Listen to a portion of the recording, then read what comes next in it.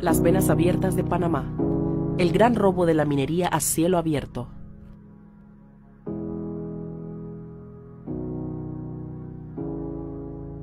La historia de la minería en Panamá es antigua. En la época precolombina, el oro pertenecía a las élites y se usaba en adornos y objetos decorativos. A partir de la conquista, el oro deslumbró y fomentó la codicia de los españoles. Cristóbal Colón, en su última expedición, exclamó: "He visto más oro en 2 días en Veraguas que en 2 años en la Española", refiriéndose a República Dominicana. En los ríos y arroyos, su expedición descubrió pepitas de oro, cobre y plata en esa región atlántica, donde se topa Santa Fe de Veraguas con Petaquilla en Colón. Se descubrió y explotó la mina de oro de Espíritu Santo, de Cana o Castilla de Oro, la más importante hasta esa fecha en las Américas. En Panamá se estableció la ruta para el traslado de todos los minerales preciosos de Sudamérica hacia Europa. Comenzaba a escribirse una cruel historia de ambición, saqueo, sangre y muerte. El expolio de la corona española, considerado un crimen, era un impuesto al 20% del oro y la plata extraídos que iba a Europa, el quinto real, y el 80% quedaba en los países extractores. Ahora, 500 años después, un 2% más exoneraciones y otras ventajas dicen que es un impuesto justo en un contrato que defiende los intereses de Panamá, mientras que el 98% se va afuera. ¿Cómo se ha llegado a esto?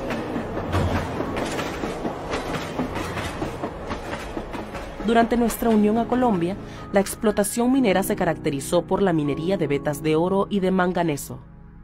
A mediados del siglo XIX, llegó la fiebre del oro de las minas de California y la construcción del ferrocarril interoceánico.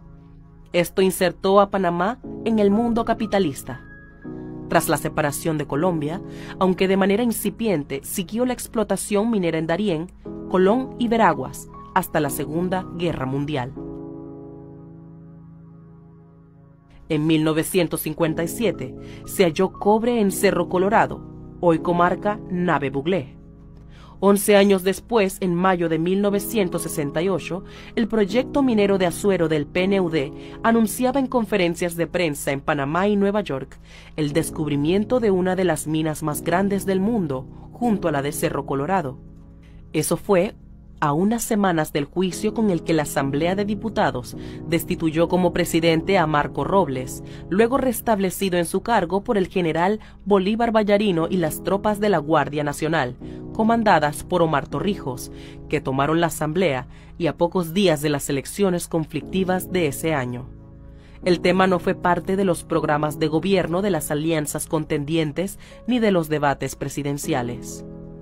Tampoco el tema minero fue parte de la justificación ni de las propuestas, ni del programa de los militares y políticos que impulsaron el golpe de Estado de 1968. Pero a menos de un año del golpe de Estado surgen varios documentos del gobierno provisional, entre ellos la Resolución Ejecutiva número 26 del 30 de junio de 1969, por la cual se establece un área de reserva minera nacional, la cual incluirá todo el territorio de la República de Panamá, incluyendo las islas, el mar territorial, el lecho submarino y subsuelo del mismo y la plataforma continental. El decreto de Gabinete 225 del 16 de julio de 1969, por el cual se organiza el Ministerio de Comercio e Industrias y se crea la Dirección General de Recursos Mineros. El decreto 264 del 21 de agosto de 1969, por el cual se reforman los artículos 26 y 32 del Código de Recursos Minerales para la definición de una nueva política minera, para que las áreas de reserva pudieran incorporarse a un régimen de concesiones mineras, y el decreto 267 de 21 de agosto de 1969, por el cual se establece un régimen jurídico especial para el otorgamiento de concesiones mineras en la zona de yacimientos de Petaquilla, Botija y Río Medio. Era evidente el interés de la dictadura de convertir a Panamá en un país minero, aunque su interés principal era desarrollar la plataforma transnacional de servicios. Ya en 1970 se funda la comunidad de Coclecito y Torrijos levanta en ese lugar una residencia para tener el control de lo que denominó el proyecto de la conquista del Atlántico, del que la explotación minera formaba parte. Es decir, se desarrollaría por la misma ruta que casi 5 siglos atrás recorrió Cristóbal Colón. La concesión de exploración se da a una empresa japonesa. Posteriormente, en 1975, se crea la empresa estatal Corporación de Desarrollo Minero Cerro Colorado, CODEMIN. Los proyectos no pudieron seguir adelante, en el caso de Cerro Colorado, por la fuerte resistencia del pueblo nave, productores, ambientalistas y organizaciones populares, y en ambos casos, por la fuerte caída del precio internacional del cobre, los riesgos y la gran inversión que demandaban. Richard Glenn Pfeiffer Carles es un Sonian que nació en el antiguo Hospital Militar Gorgas en 1957, el mismo año del hallazgo de Cerro Colorado. Su padre, homónimo, fue parte de una expedición militar del Comando Sur y de la entonces Compañía del Canal de Panamá, que llegó a Penonomé, donde conoció a la que sería su cónyuge, Celinita Carles Montenegro, hija de Celina Montenegro Diviaso, hermana de 2 figuras vinculadas a la dictadura militar, José Gumersindo Rey Montenegro Diviaso y Raúl Sacoloco Montenegro Diviaso, exministro de gobierno de Pérez Valladares cuando se aprobó la Ley 9 del 26 de febrero de 1997, del leonino contrato Ley Minero.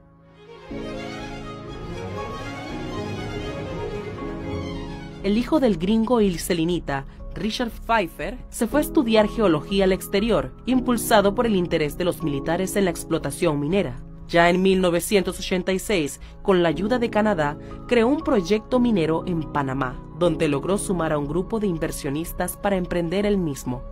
Se asocia al abogado Juan Francisco Pardini Boyd, del clan Boyd, una de las familias que en 1903 se tomaron el movimiento separatista de Panamá de Colombia y entregaron a Estados Unidos el canal a perpetuidad, y crean la empresa Adrián Resource, luego Minera Petaquilla. Influyen para que el régimen de Noriega en 1988, desesperado por inversiones extranjeras, en medio del asedio y bloqueo de Estados Unidos, reforme el Código Minero para poner en remate las concesiones mineras, objetivo que se frustra con la invasión del 20 de diciembre de 1989. Era la Ley 3 del 28 de enero de 1988, que, entre otras cosas, varió los porcentajes de las regalías que recibiría Panamá de la producción minera, y otorgaba automáticamente el derecho de la explotación a quienes tenían las concesiones de exploración minera, aunque no valía para el caso del régimen especial de Petaquilla, pues no fue derogado el decreto de Gabinete 267 de 1969. El cambio de régimen no fue óbice para que Richard Pfeiffer y sus socios, como Francisco Pardini Boyd y Julio Benedetti, siguieran adelante. En 1991, logra que el gobierno de Endara Galimani Arias Calderón Ford Boyd le apruebe un contrato que le concedió a Georrecursos Internacional S.A., de la que él era representante legal, afiliada a Minera Petaquilla, hoy Minera Panamá. El contrato número 27A del 7 de agosto de 1991, donde se le conceden los derechos exclusivos de exploración de oro y otros minerales en la zona de Petaquilla. El contrato fue refrendado por su pariente, el contralor Rubén Darío Carles.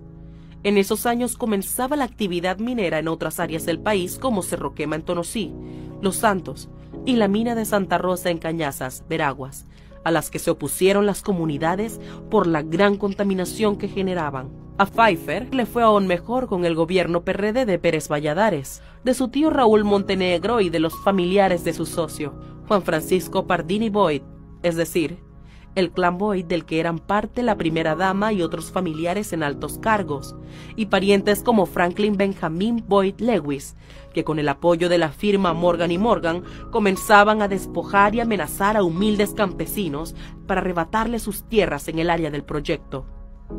Logra así que se apruebe el contrato de Ley Minero, Ley 9 del 26 de febrero de 1997. Además, Pérez Valladares no solo le otorga a Pfeiffer la concesión al no vetar el proyecto de ley inconstitucional aprobado por los diputados de la Asamblea, entre ellos Laurentino Cortizo, sino que lo nombra presidente de Codemín, o Cerro Colorado, la otra mina de cobre entre las más grandes del mundo, al igual que Petaquilla. Con Mireya Moscoso, Richard Pfeiffer Carles fue gobernador de Coclé, jefe del Consejo de Seguridad y embajador plenipotenciario, lo que le ayudó a promover su proyecto.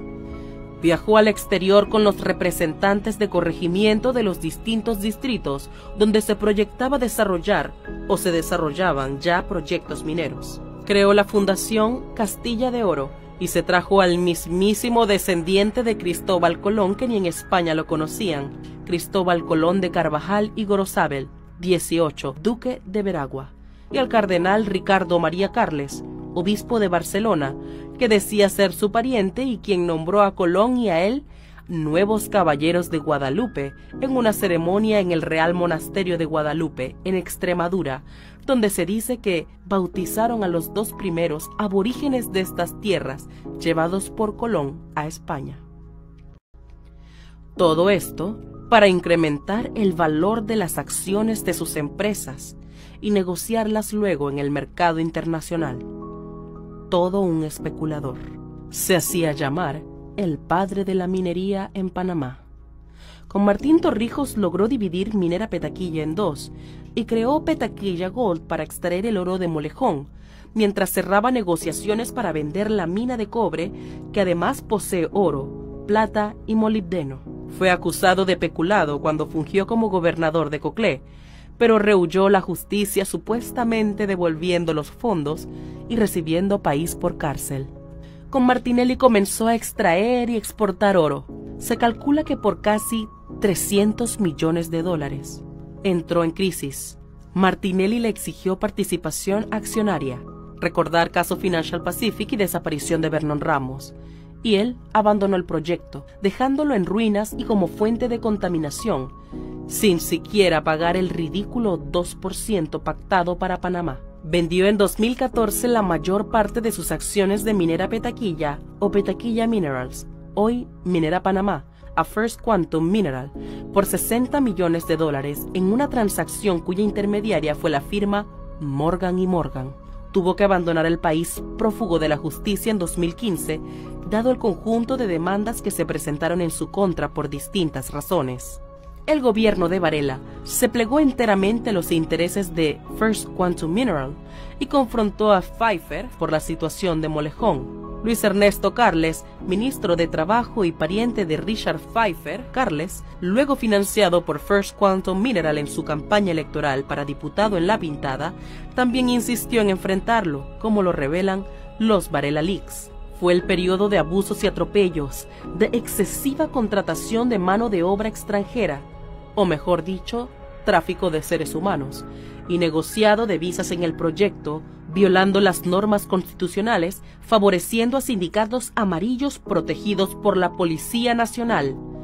Fueron los años del inicio de la producción y exportación sin ningún control ni supervisión de las autoridades del concentrado de cobre donde va el oro, la plata y molibdeno, por los que la transnacional no paga nada. A sabiendas de la demanda de inconstitucionalidad, en diciembre de 2016 el MISI, bajo el gobierno de Varela, decidió de manera infame prolongar el contrato por 20 años más sin cambiarle una sola letra y dejando un vergonzoso 2% para Panamá y el 98% para la minera. Pfeiffer fue detenido en Colombia en 2016 y trasladado a Panamá. Fue liberado a cambio de otras medidas cautelares.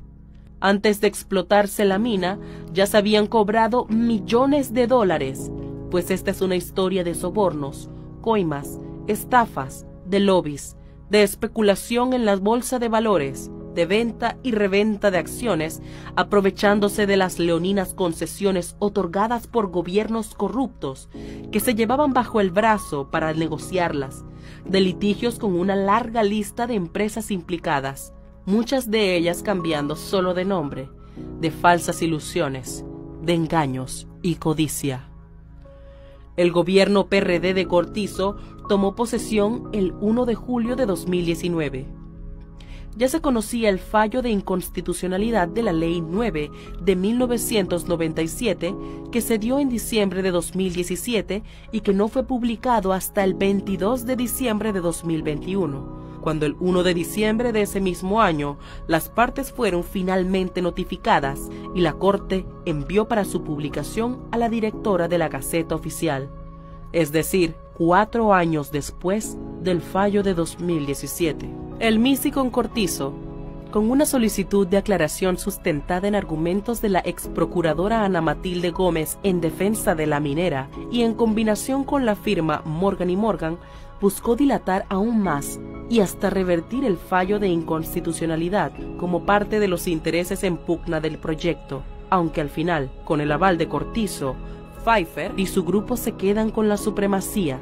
Al ser desestimados los recursos por la Corte, procedió ilegalmente a negociar y contratar directamente a la minera, pese al fallo que ordenó un proceso licitatorio justo. Pfeiffer, en el ahora gobierno de su lugarteniente, el vicepresidente José Gabriel Carrizo, fue absuelto del cargo de robo de las cuotas de la Caja de Seguro Social de los Trabajadores. Luego de más de 2 meses y medio, el Gobierno Nacional y Minera Panamá lograron un acuerdo para aprobar el texto final del contrato de concesión para el proyecto Cobre Panamá. El gobierno de Cortizo busca imponer un nuevo contrato ley minero que legalizará la maleantería y el robo, como por ejemplo el caso de la tina de Relave, que ocupa 2.000 hectáreas fuera del área de la concesión, lo cual constituye un peligro contaminante del agua de los ríos circundantes y por ende de los habitantes de las comunidades aledañas, así como de la flora y fauna, y que según el ministro de la NAM, Milciades Concepción, se le reconocerá a la minera en esta ocasión. Es también leonino por las mismas razones del contrato anterior.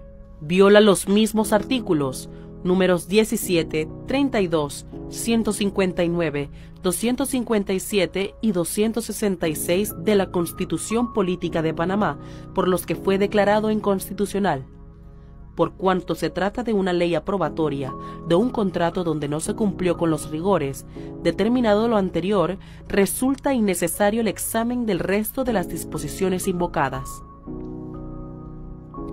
A saber, los artículos 4, 19, 46, 50, 118, 184 y 259 de la Carta Magna y el Protocolo del Salvador y el Pacto Internacional de los Derechos Económicos, Sociales y Culturales, que son parte del bloque de la constitucionalidad.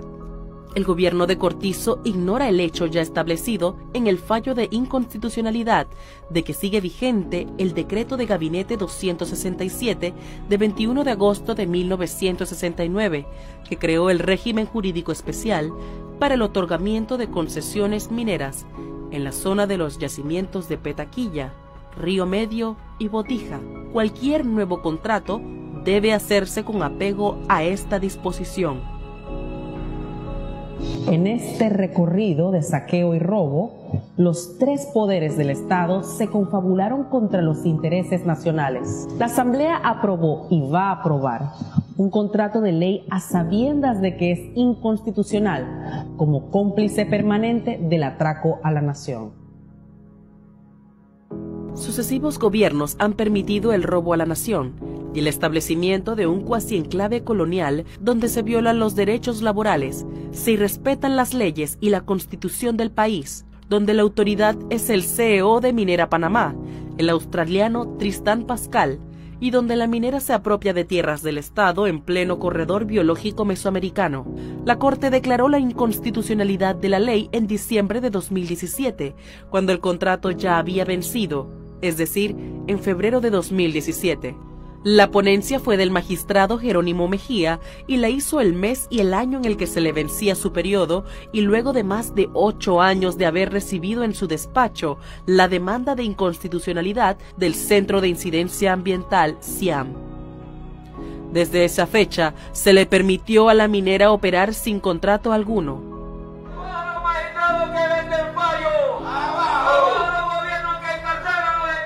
Venimos a pedir la derogatoria de los artículos que permiten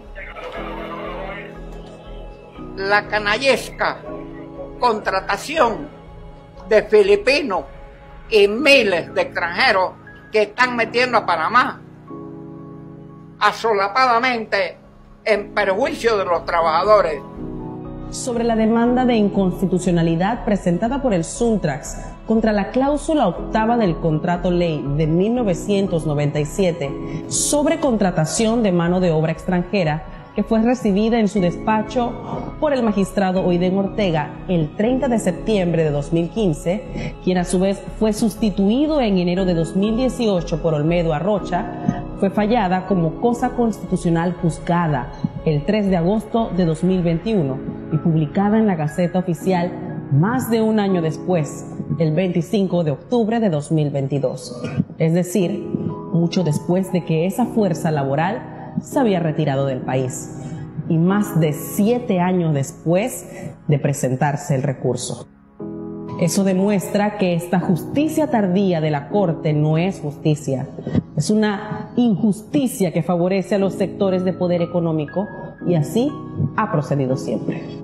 El gobierno, diputados y magistrados saben que el nuevo contrato ley también es inconstitucional, pero poco les importa la legalidad porque están seguros de que se fallará como la primera vez 20 años después. La consulta pública que anunció el ministro del MISI, Otto Boyd, Federico Alfaro Boyd, no es vinculante y es una burla al pueblo, que carece de información sobre unas negociaciones celebradas a sus espaldas y contraviniendo la Constitución. En la consulta de este mismo gobierno del Pacto Bicentenario Cerrando Brechas, que se aseguró que era vinculante, ya el pueblo dijo no a la minería a cielo abierto. Citamos: moratoria de minería metálica en Panamá. Brecha: deficiente capacidad técnica y poca asignación presupuestaria para fiscalizar la actividad minera. La explotación extensiva e intensiva de amplias zonas boscosas dedicadas actualmente a la explotación minera está colocando nuestras cuencas hidrográficas en una zona de riesgo crítica, lo que crea un reto para la sostenibilidad ambiental como país. Principales lineamientos de política: aprobación, reglamentación y asignación presupuestaria para el anteproyecto de ley número 102 del 18 de agosto de 2021, por la cual se declara una moratoria para la exploración y explotación de la minería metálica en todo territorio nacional y se promueve un consenso nacional frente a este tema. Consejo Consultivo del Pacto del Bicentenario Cerrando Brechas. Panamá, 30 de noviembre de 2021. El gobierno está en desacato. Presidentes, magistrados, diputados y otros no varila que se prestaron para el atraco deben ser juzgados y condenados por el delito de lesa patria. Ellos y sus herederos deben devolver lo correspondiente a la lesión patrimonial causada. Se busca ahora, con el aval del proyecto y sustentándose un supuesto crecimiento del Producto Interno Bruto que en nada impacta en resolver las grandes necesidades de la población, aumentar en 50.000 millones la deuda pública nacional.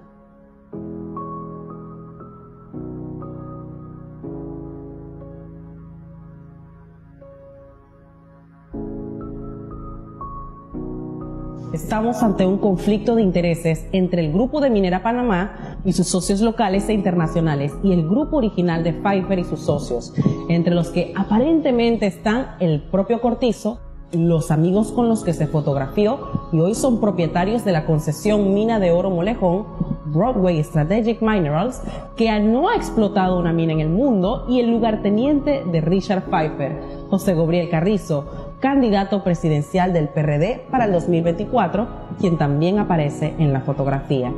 Se pagan muchas coimas, sobornos y se conceden acciones al portador para politiqueros sedientos de plata en campaña electoral. Esta burguesía improductiva, rentista, parasitaria, transitista, usurera, no es minera.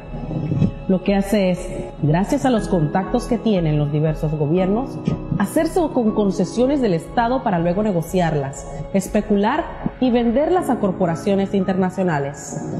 Es el caso de los proyectos mineros, y también de la estafa de Banismo, 400 millones, el de NG Power, que vendió a AES su concesión para una planta de gas por 300 millones de dólares sin invertir un solo centavo, y el de Cable Onda, de las familias Mota, González Revilla y Eleta Seinmalo, que compraron Cable Onda, dado por el expresidente del gobierno posinvasión, Arias Calderón, a la Iglesia Católica en 36 millones de dólares.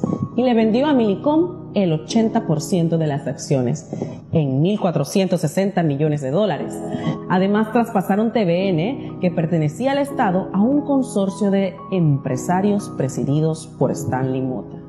Es la lógica de este capitalismo voraz. La máxima ganancia en base a un modelo basado en un crecimiento económico que no se traduce nunca en bienestar para la población, sino en favor de un puñado de ultramillonarios que concentran en sus manos las riquezas que genera todo un pueblo.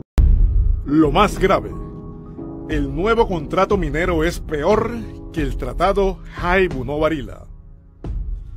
Lo más grave del contrato no solo es la larga historia que nos trajo aquí y que se inició con la aprobación por parte de la Asamblea durante el gobierno de Pérez Valladares, febrero de 1997, de un contrato ley leonino y la complicidad de los sucesivos gobiernos, la clase empresarial y los políticos de todos los partidos tradicionales y pseudo-independientes en favor de los abusos de la empresa.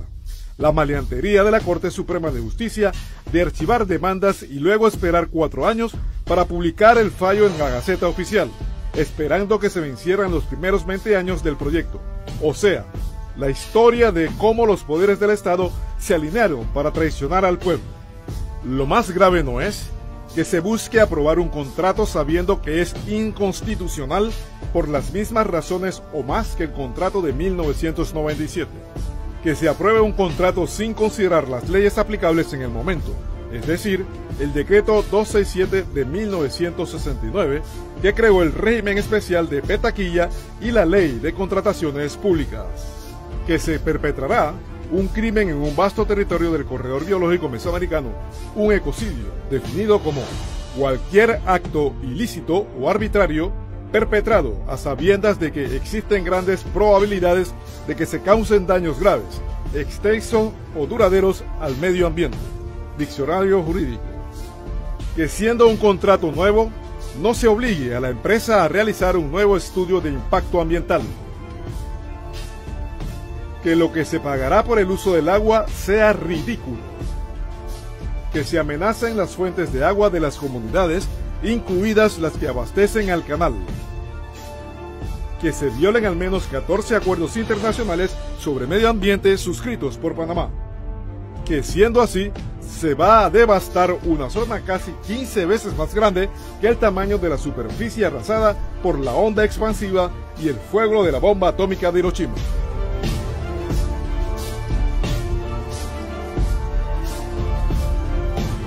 Que las exoneraciones tributarias y otras prerrogativas para la empresa se otorgan también a las llamadas afiliadas.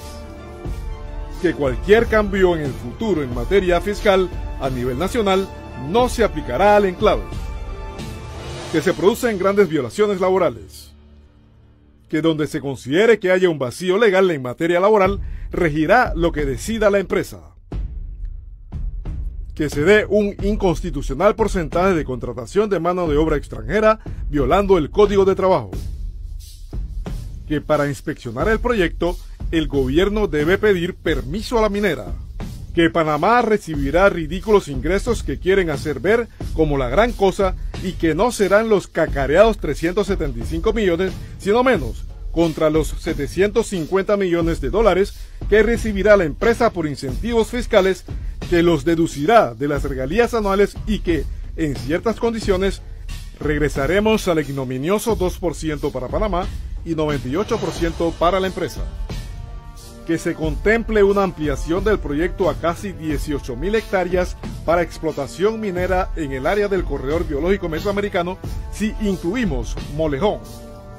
Que es insólito el caso de un contrato donde el Estado acuerda con la transnacional cómo utilizará las regalías y creará un fideicomiso.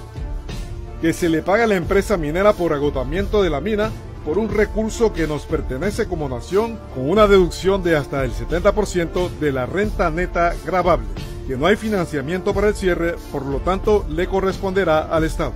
Que este contrato aumenta en demasía las facultades y derechos de la minera y las obligaciones del Estado en comparación con el contrato anterior. Que se ceda permanentemente el espacio aéreo dentro del área del proyecto. Que la minera puede pedir tierras del Estado fuera del área de concesión. Que podrán expropiarse tierras propiedad de humildes campesinos pagando lo que le venga en gana a la minera por ellas y el Estado las expropiará a favor de la empresa.